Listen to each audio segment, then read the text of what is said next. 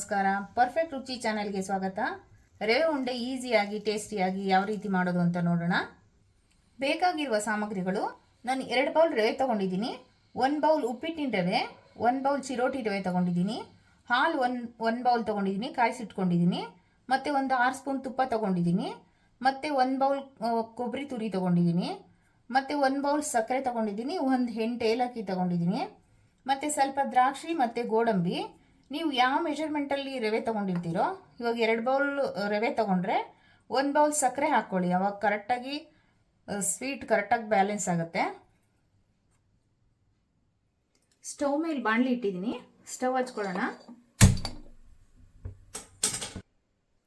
ಮೊದಲಿಗೆ 1-2 ಸ್ಪೂನ್ ತುಪ್ಪ ಹಾಕೋಣ.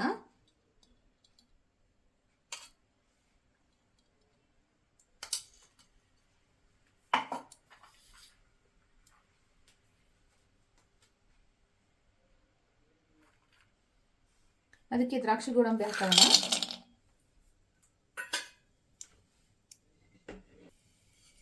ನೀಟಾಗಿ ಸಣ್ಣ ಊರಿನಲ್ಲಿ ಆಡಿಸ್ಕೊಳ್ಳೋಣ.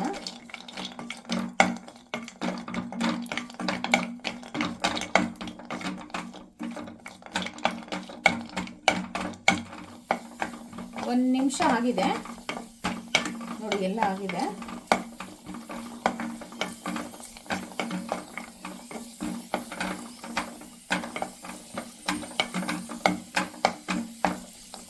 ನೋಡಿ, ಈ ಥರ ದಪ್ಪ ದಪ್ಪ ಆಗಬೇಕು.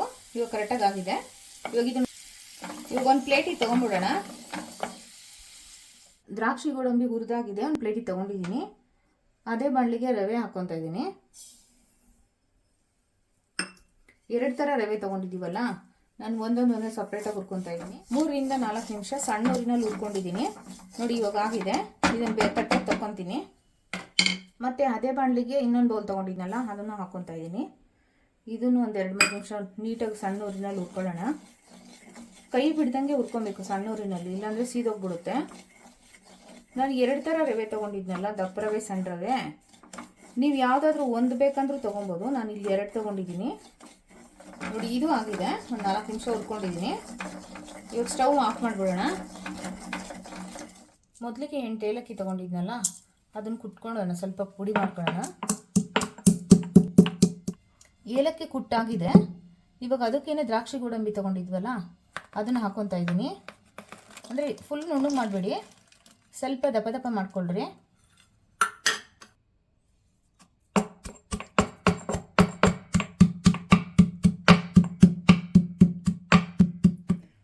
ದ್ರಾಕ್ಷಿ ಗೋಡಂಬಿನೂ ಕುಟ್ಟಾಗಿದೆ. ಇವಾಗ ಒಂದು ಪ್ಲೇಟಿಗೆ ತೊಗೊಳ್ಳೋಣ. ಇದನ್ನು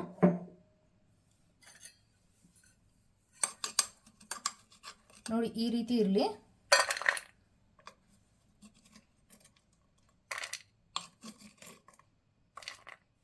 ಸ್ಟವ್ ಹಚ್ಕೊಳ್ಳೋಣ.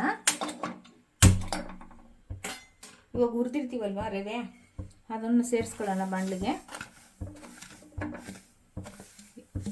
2 ಥರ ರವೆ ಹಾಕ್ಕೊತಾ ಇದ್ದೀನಿ. ಮತ್ತು ಇದಕ್ಕೆ ಸಕ್ಕರೆ ತಗೊಂಡಿದ್ವಲ್ಲ, ಸಕ್ಕರೆನೂ ಸೇರಿಸ್ಕೊಳ್ಳೋಣ. ಮತ್ತು ಕೊಬ್ಬರಿ,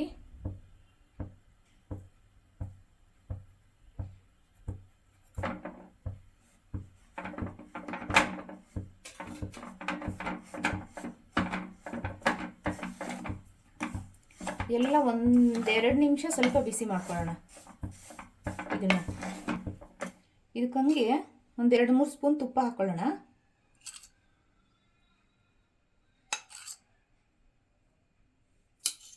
ಇವಾಗ ಸ್ವಲ್ಪ 1-2 ನಿಮಿಷ ಆಡಿಸ್ಕೊಂಬಿಡೋಣ. ಎಲ್ಲ ಚೆನ್ನಾಗಿ ನೀಟಾಗಿ ಮಿಕ್ಸ್ ಮಾಡೋಣ.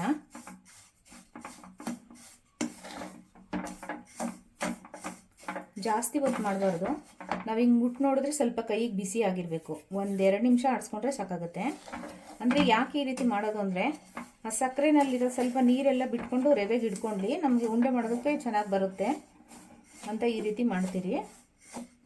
ಕೈ ಬಿಡದೆ 2 ನಿಮಿಷ ಆಡಿಸ್ಕೊಂಡಿದ್ದೀನಿ. ಒಳ್ಳೆ ಆರಾಮ ಬರ್ತೈತೆ. ಇವಾಗ ರೆಡಿ ಆಗಿದೆ ಉಂಡೆ ಕಟ್ಟೋಕ್ಕೆ. ಸ್ಟವ್ ಆಫ್ ಮಾಡಿ ಪಕ್ಕಕ್ಕೆ ಇಟ್ಕೊತಾ ಇದ್ದೀನಿ. ನೋಡಿ, ಇನ್ನೊಂದ್ಸಲಿ ಎಲ್ಲ ಮಿಕ್ಸ್ ಮಾಡ್ಕೊತಾ ಇದ್ದೀನಿ.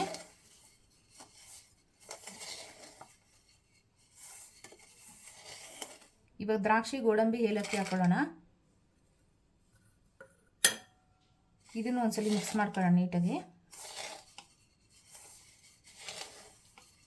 ಇವಾಗ ಡ್ರೈ ಫ್ರೂಟ್ಸ್ ಎಲ್ಲ ಹಾಕ್ಕೊಂಡು ನೀಟಾಗಿ ಮಿಕ್ಸ್ ಮಾಡಿದ್ದೀನಿ. ಇವಾಗ ಹಾಲು ಹಾಕೊಳ್ಳೋಣ.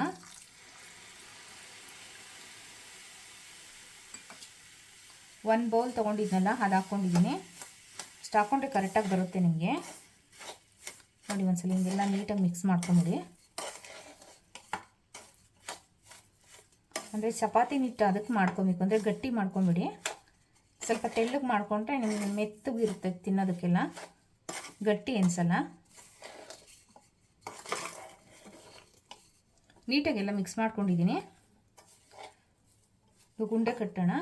ಕೈ ಸ್ವಲ್ಪ ತೇವ ಮಾಡ್ಕೊಳ್ಳಿ. ನೋಡಿ ಕಟ್ತಾಯಿದ್ದೀನಿ ಉಂಡೆ. ನನಗಿವಾಗ ಕರೆಕ್ಟಾಗಿದೆ. ಸಪೋಸ್ ಏನೋ ಗಟ್ಟಿ ಆಯಿತು ಅಂದರೆ ನೀವು ಹಾಲು ಸೇರಿಸ್ಕೊಬೋದು. ಎಷ್ಟು ನಿಮಗೆ ತೆಳ್ಳಗೆ ಬೇಕಂದರೆ ಸ್ವಲ್ಪ ಜಾಸ್ತಿ ಹಾಲು ಹಾಕ್ಕೊಳ್ಳಿ, ಗಟ್ಟಿಗೆ ಬೇಕು ಅಂದರೆ ಸ್ವಲ್ಪ ಗಟ್ಟಿ ಕಲಿಸ್ಕೊಳ್ಳಿ. ನೋಡಿ ನಂದಿವಾಗ ಕರೆಕ್ಟಾಗಿ ಬಂದಿದೆ. ನೋಡಿ ಎಲ್ಲ ಇದೇ ರೀತಿ ಉಂಡೆ ಕಟ್ಕೊಳ್ಳಿ. ಮಾಡ್ತಾ ಮಾಡ್ತಾ ಸ್ವಲ್ಪ ಗಟ್ಟಿಗಾಗುತ್ತೆ. ನೀವೆಲ್ಲ ಹಿಂಗೆ ಈ ಥರ ಮಾಡ್ಕೊಂಬಿಡಿ. ಒಂದು ಕಡೆಗೆ ಸ್ವಲ್ಪ ಬಿಸಿ ಎಲ್ಲ ಹಿಂಗೆ ಅಂದ್ಕೊಂಬಿಡಿ. ಹಂಗೂ ಸ್ವಲ್ಪ ಏನಾದರೂ ಗಟ್ಟಿಗಾಯಿತು ಅಂದರೆ ಹಾಲು ಆ್ಯಡ್ ಮಾಡ್ಕೊಂಡ್ರಿ. ನಂದಿವಾಗ ಕರೆಕ್ಟಾಗಿದೆ. ನಾನು ಹಂಗೆ ಕಟ್ತಾ ಇದ್ದೀನಿ. ನೋಡಿ ಕರೆಕ್ಟಾಗಿ ಬರ್ತಾಯಿದೆ. ತಿನ್ನೋದಕ್ಕೆ ಮಾತ್ರ ತುಂಬ ರುಚಿಯಾಗಿರುತ್ತೆ ಇದು. ಒಂದ್ಸಲ ಟ್ರೈ ಮಾಡಿ ನೋಡಿ ಯಾವ ರೀತಿ ಬಂತು ಅಂತ ಕಮೆಂಟ್ ಮಾಡಿ ನನಗೆ. ರವೆ ಉಂಡೆ ರೆಡಿ ಆಗಿದೆ. ಈ ವಿಡಿಯೋ ಇಷ್ಟ ಆಗಿದರೆ ಪ್ಲೀಸ್ ಲೈಕ್ ಮಾಡಿ, ಶೇರ್ ಮಾಡಿ, ಸಬ್ಸ್ಕ್ರೈಬ್ ಮಾಡ್ಕೊಳ್ಳಿ, ಕಮೆಂಟ್ ಮಾಡಿ. Thank you.